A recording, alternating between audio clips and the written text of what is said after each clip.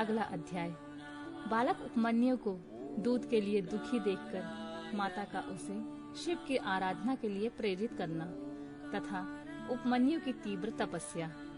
ऋषियों ने पूछा, प्रभु, धौम्य के बड़े भाई उपमन्यु जब छोटे बालक थे तब उन्होंने दूध के लिए तपस्या की थी और भगवान शिव ने प्रसन्न होकर उन्हें क्षीर सागर प्रदान किया था, परंतु शैशवावस्था में उन्हें शिव शास्त्र के प्रवचन की शक्ति कैसे प्राप्त हुई अथवा वे कैसे शिव के सत्व स्वरूप को जानकर तपस्या में निरत हुए और उन्हें भस्म के विज्ञान की प्राप्ति कैसे हुई, जिससे जो रुद्राग्नि का उत्तम वीर्य है उस आत्मरक्षक भस्म को उन्होंने प्राप्त किया।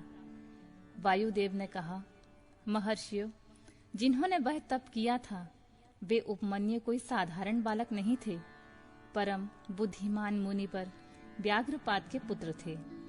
उन्हें जन्मांतर से ही सिद्धि प्राप्त हो चुकी थी, परंतु किसी कारणवश वे अपने पद से युत हो गए, योग भ्रष्ट हो गए, अतः भाग्यवश जन्म लेकर वे मुनि कुमार हुए।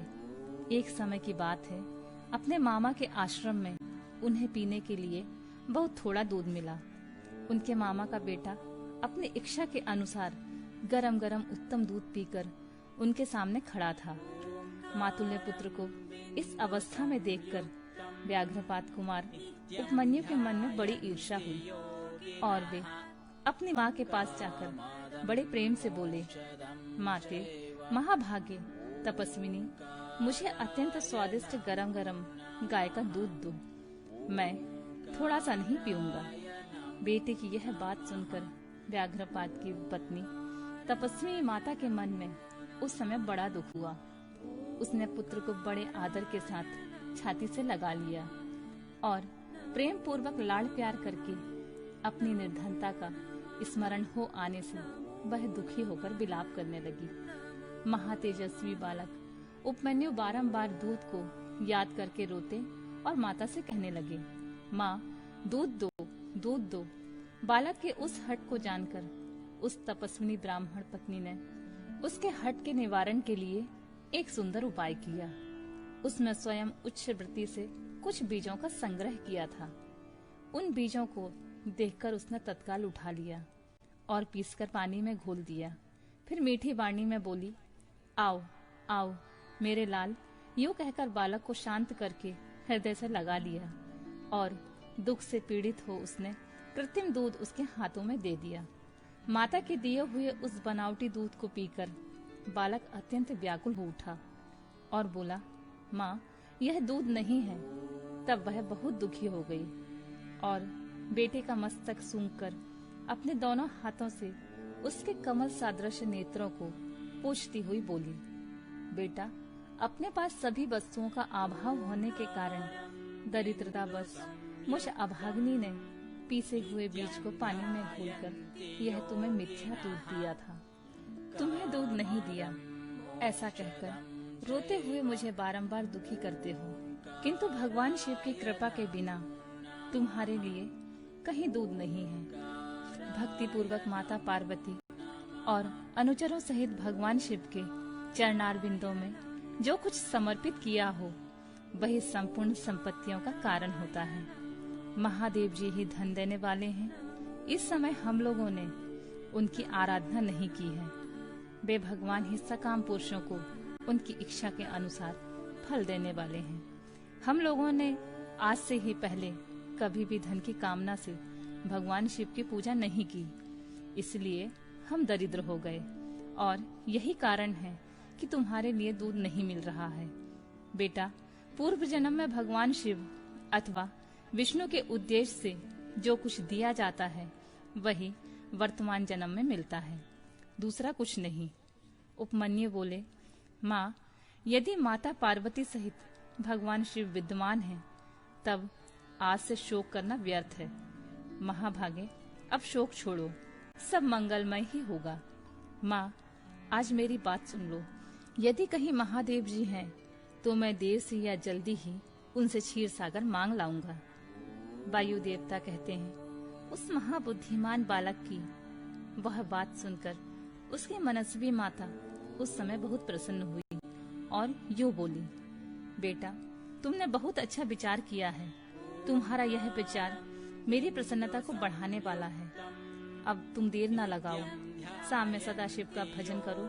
अन्य देवताओं को छोड़कर मन, वाणी और क्रिया द्वारा भक्ति भाव के साथ पार्षद गणों सहित उन्हीं सामने सदाशिव का भजन करो। नमः शिवाय। यह मंत्र उन देवाधिदेव वरदायक शिव का साक्षात वाचक माना गया है। प्रणव सहित जो दूसरे 7 करोड़ महामंत्र हैं, वे सब इसी में लीन होते हैं और फिर इसी से प्रकट होते हैं। यह मंत्र दूसरे सभी मंत्रों से प्रबल है। यही सबकी रक्षा करने में समर्थ है। अतः दूसरे की इच्छा नहीं करनी चाहिए। इसलिए तुम दूसरे मंत्रों को त्याग कर केवल पंचाक्षर के जप में लग जाओ। इस मंत्र के जिह्वा पर आते ही यह सब कुछ दुर्बल नहीं रह जाता।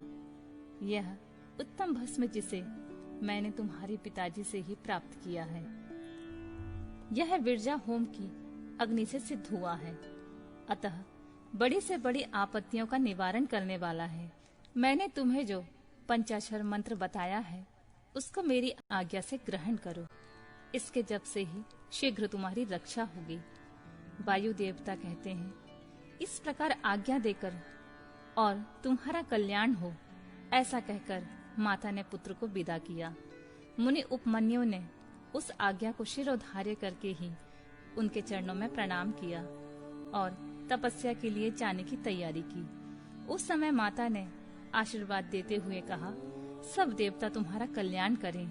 माता की आज्ञा पाकर उस बालक ने दुष्कर तपस्या आरंभ की। हिमालय पर्वत के एक शिखर पर जाकर उपमन्यु एकाग्रचित होकर केवल वायु पीकर रहने लगे।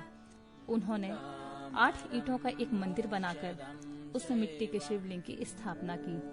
उसमें माता पार्वती और गणों सहित अविनाशी महादेव जी का आवाहन करके भक्ति भाव से पंचाक्षर मंत्र द्वारा ही वन के पत्र पुष्प आदि उपचारों से उनकी पूजा करते हुए चिरकाल तक उत्तम तपस्या में लगे रहे। उस एकाकी कृशकाय बालक तुझबर उपमन्यु को शिव में मन लगाकर तपस्या करते हुए देख मरीचि के शाप से पिशाच भाव को प्राप्त हुए कुछ मुनियों ने अपने राक्षस स्वभाव से सताना और उनके तप में विघ्न डालना आरंभ किया।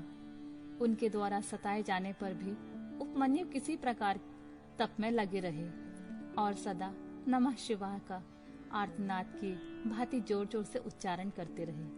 उस शब्द को सुनते ही उनकी तपस्या में विघ्न डालने वाले वे मुनि उस बालक को सताना छोड़कर उसकी सेवा में लग गए। ब्राह्मण बालक महात्मा उपमन्यु की उस तपस्या से संपूर्ण चराचर जगत प्रदीप्त और संतृप्त हो उठा।